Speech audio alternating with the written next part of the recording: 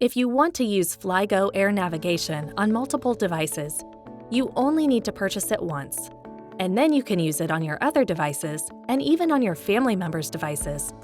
Let us show you how. On these devices, you can restore your purchase by launching the FlyGo Air Navigation app, pressing the More button in the bottom right corner, then clicking on the Subscription button and selecting the Change Plan option. After, choose the Restore Purchase option at the bottom of the appearing window.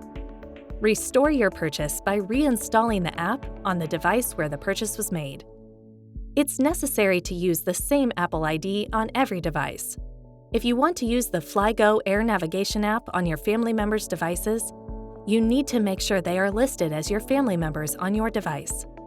You can check or set this by selecting Family in the Settings menu. We hope you enjoyed this short tutorial and learned more about FlyGo Air Navigation. Don't forget to try all the other FlyGo applications too.